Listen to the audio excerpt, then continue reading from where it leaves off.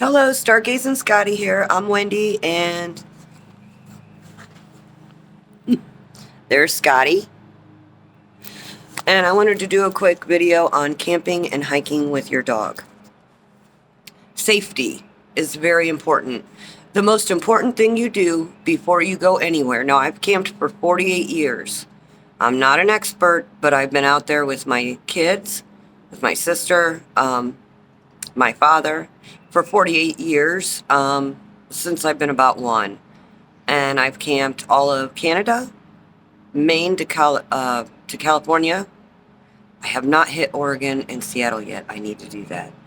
Down to Texas, down to Florida, and all the East Coast and middle of the country. The number one thing before you go is to make sure that you do your research on the animal life there, the wildlife. If you're in the middle of the country, you're going to want to look out anywhere, really. You're going to want to look out for bobcats,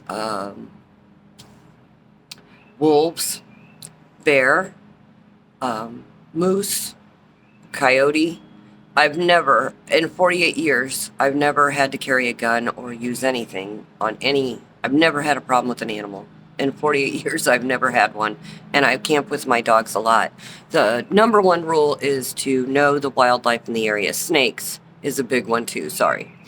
And that's anywhere you go, from the Canada on down. You have rattlesnakes, even up, and we have them in Ohio, and they're one of the most poisonous rattlesnakes there are, and they like to hide. So when I was camping in West Virginia, rattlesnakes were a big thing. Keep your dog on a leash if you know you're in an area with a lot of snakes. I always keep my dogs on a leash. Always, always. Scotty's a service dog, and I still keep him on a leash. However, a lot of people don't like to put them on a leash. They like to get out there and let them roam, and I understand that too, and that's fine. Just know the wildlife. If you let your dog off leash, there's porcupine, armadillo. There's a lot of things that can really hurt your dog, as well as ticks. People don't think of ticks and mosquitoes. Make sure your dog is on heartworm. Make sure that your dog is vaccinated. I make sure for Lyme, flu, tick. He gets his flea and tick pill, and he has his heartworm shot every 6 months. That's a big one. As far as the snakes go, as you're walking, especially in West Virginia, every step I took, it was like there was a rattlesnake one day. We ended up turning around, and my dog will listen to me on command if I tell him, don't go after that. However, if your dog is out in front of you, you don't see it, your dog can get bit. And it's very important to carry some kind of emergency kit and know what to do and look it up before you go. I carry a book with me, as well as the Kurgo, like for dogs, medical kit in my pack. And I've never had to use it because, and also another thing is the plant life. When we were hiking in the Grand Canyon, there are cactuses that drop those needles, and I saw dogs. Those needles can go right through a shoe. One dog put his nose down to sniff, and it was all of a sudden an emergency situation. I've heard of that. It did not happen to my dog. I do wear boots on my dog, the thick ones from Rough Wear, when we're in that type of terrain. In the Cuyahoga Valley in Ohio and all that, I don't put anything on them. But I do keep them on a leash, because even here we have a lot of coyote, and the coyote been eating dogs lately. When you're in Florida, you're going to want to look out for snakes and alligators, especially if you have children.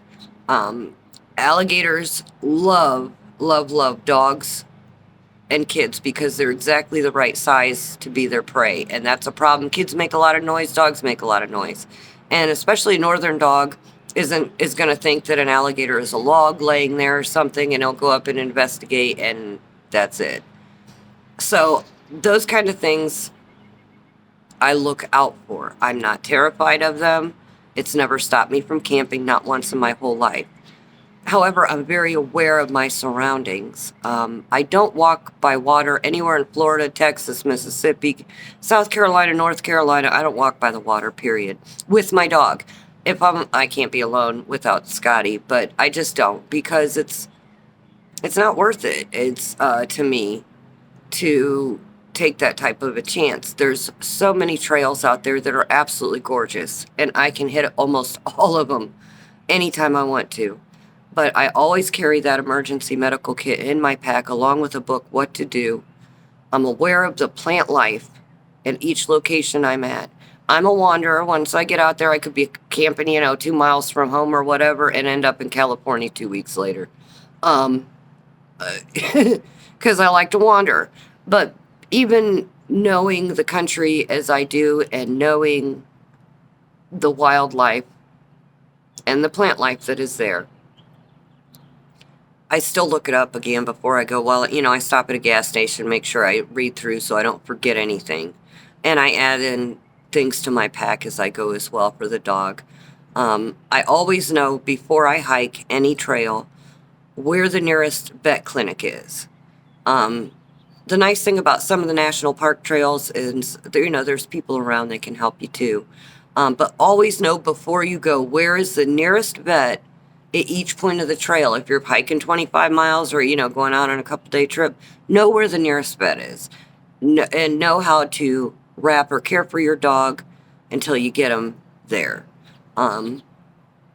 That's the most important thing to do, I think. I just wanted to add that. And also, the only thing I've ever had a problem with in nature, and, I've gotten out of my tent and there's been buffalo standing next to me. There's been a bear eating berries in Yellowstone National Park right next to our tent. Never had a problem. No, don't cook in your tent, ever. Don't cook in your tent. Don't keep food close to your tent. We kept our food in the car, and I parked my car away from my tent.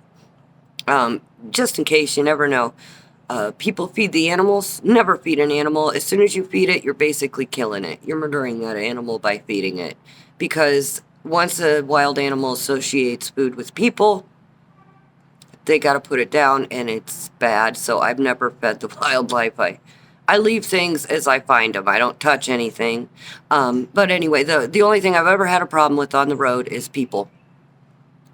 People is the number one animal that I've ever had a problem with, human beings. Aside from that, if you're respectful to nature, it's usually respectful back to you. Be aware of your surroundings at all times. I recommend keeping your dog on a leash. If you don't, that's fine too. But, something like in the Kaga Valley, that might be okay. But even coyote, it was just last week we were hiking in an inner city park, and I felt like I was being watched, and Scotty's hair stood up, and I looked over, and there was a coyote just looking at me. He was big. We have bigger coyote. Anything east of the Mississippi is a coyote-wolf breed mix. Anything west of the Mississippi River is separated. There's the coyote are smaller, and the wolves are larger over there. But we have pretty big coyote because they are a wolf mix, and he didn't give us any trouble. I had Scotty right on the line next to me. If you see him, you're okay.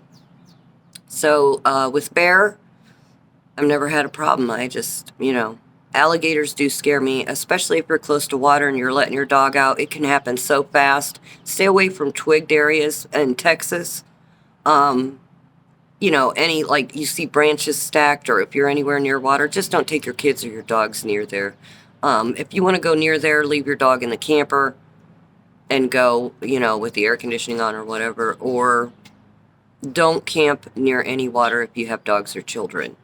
Camp in the furthest spot away, whether you're in a tent or a camper. And if you do that, you're not going to really have any problems. So I just wanted to say, good luck. Have a great time out there.